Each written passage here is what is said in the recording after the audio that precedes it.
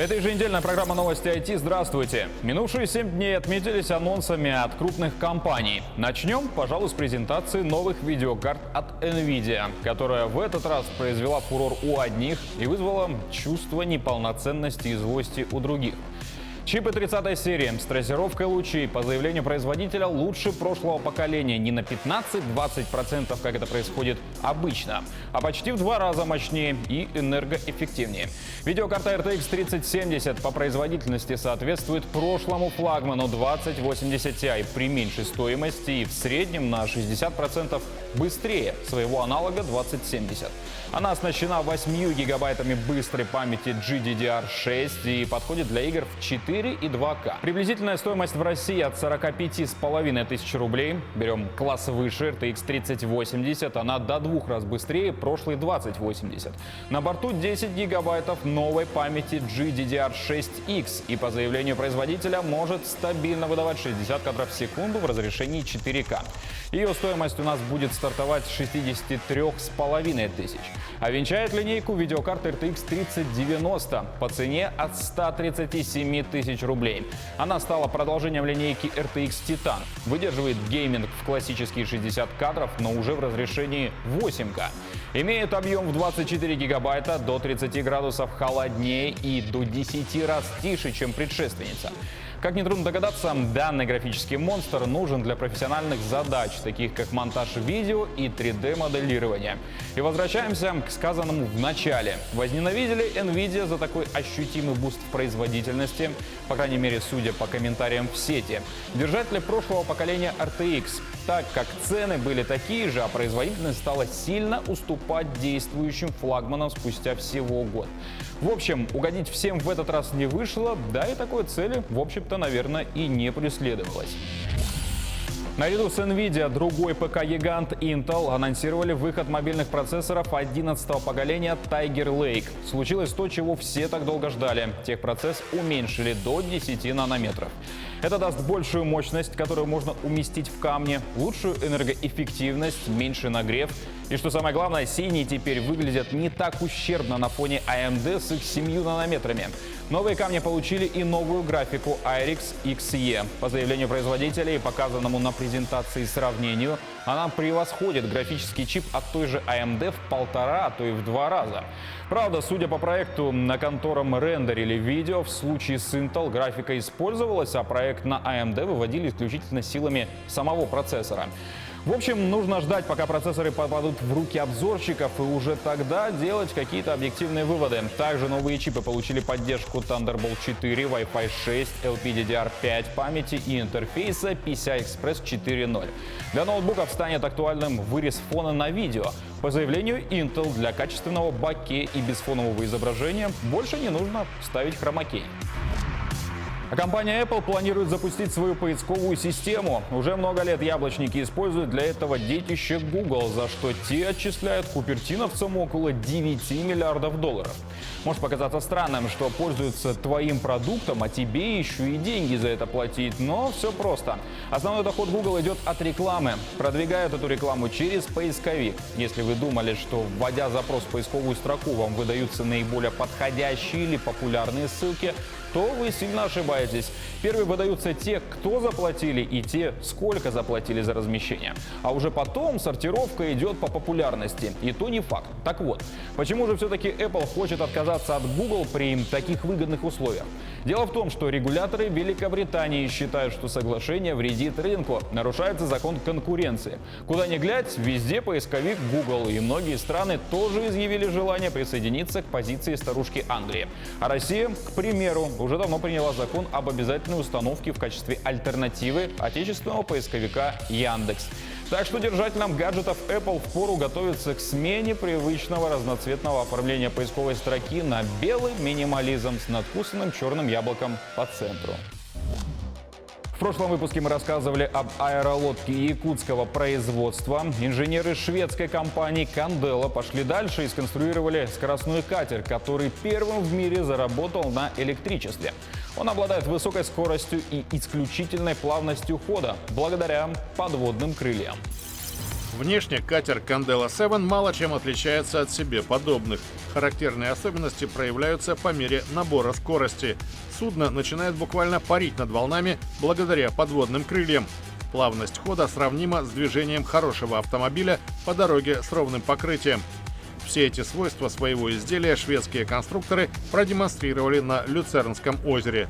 Дилер фирмы Candela Speedboats в Швейцарии Христиан Фогель отметил еще одно, пожалуй, главное преимущество катера.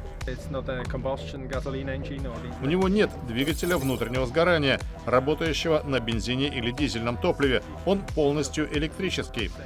При движении на подводных крыльях Candela 7 разгоняется до 55 км в час.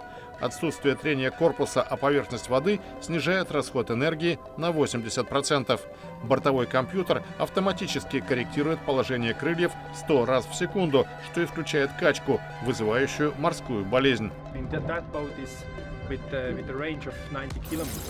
Запас хода при полной зарядке аккумулятора 90 километров. Это позволит вам пересечь озеро, отдохнуть несколько дней, позагорать, сходить в ресторан и вернуться домой.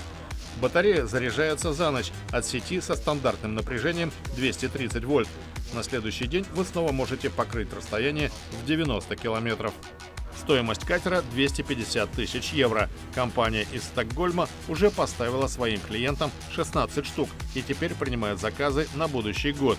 Швейцарское представительство рассчитывает запустить сервис перевозок по озерам в Цюрихе, Женеве, Люцерне и других прибрежных городах. Даже в Афганистане, стране, в которой несколько десятилетий не прекращались войны, поняли, что за электродвигателями будущее. Афганская промышленная компания продемонстрировала парк автомобилей собственного производства. Это транспортные средства на аккумуляторных батареях для перевозки пассажиров и грузов. Значительная часть комплектующих пока завозится из Китая.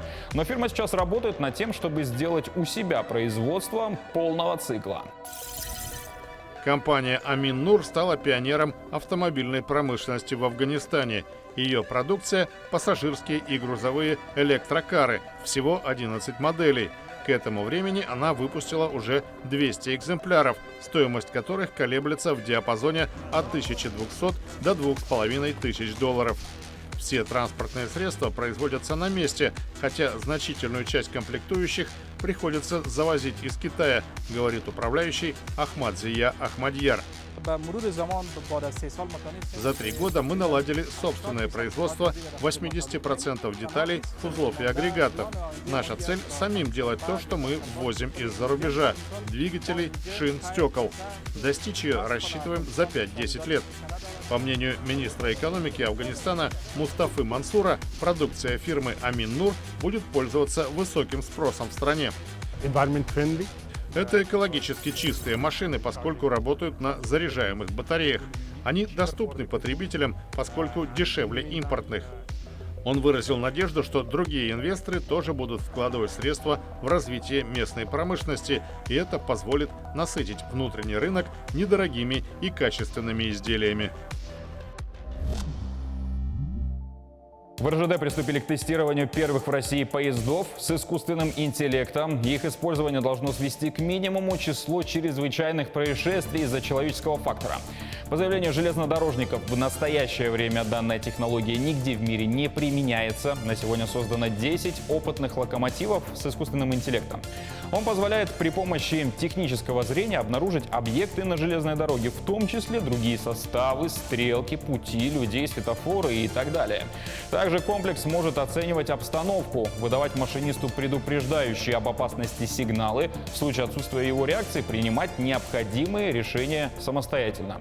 Завершить тестирование и получить разрешение на промышленное производство компания планирует уже этой осенью. Технологии заинтересовались и европейские транспортные компании. Ростелеком повысил скорость интернета в школах Якутии. Расширить поток передачи данных поручило правительство региона. Изменение скорости выполнено в более чем 230 школах.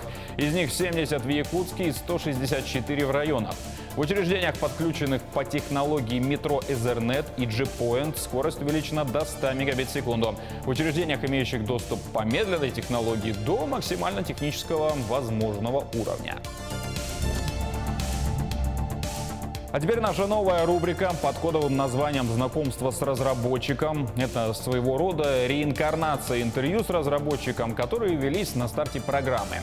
В свое время мы пообщались с более чем 20 местными компаниями касаемо их продуктов. И за время перерыва у IT-парка Якутска и технопарка Якутия накопилось довольно много новых и интересных разработок. Знакомство с ними начнем с проекта Jera A. Организаторами стали 4 парня из разных отраслей разного возраста, от 19 до 42 лет. Они произвели на свет девайс для обеззараживания пространств. В акселератор B8 изначально ребята попали с другим проектом – системой мониторинга за приемом лекарств. Но в марте грянула пандемия, и его быстро переориентировали под сегодняшние реалии. В основу легли ультрафиолетовые светодиоды с длиной волны 254 нанометра, которые технологичны и, что самое главное, безопаснее традиционных ртутных ламп. Девайс получился компактным, удобным для того, чтобы взять с собой, и работает даже от ноутбука. Путь от начала разработки до выхода на рынок занял всего месяц. В этот же период парни заработали и свой первый миллион.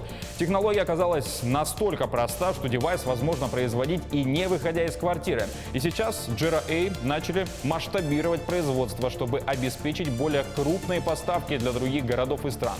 Пожелаем им удачи. Ну а теперь во что же можно будет поиграть в ближайшее время. Издательство Rave Fury и студия Play Me Studio готовят техно-нуарный детектив The Signifier. Главный герой игры – Фредерик Рассел, эксперт по искусственному интеллекту и психологии. Он изобрел мозговой сканер, позволяющий исследовать записанные чувства и бессознательные глубины разума. Рассел распутывает паутину интриг, связанные со смертью вице-президента крупнейшей технологической корпорации. Игроку предстоит погрузиться в экспериментальную психологию, решать загадки и гнаться за правдой. Игра предложит 3 параллельно существующих измерения – наш мир, объективные воспоминания и субъективные сновидения.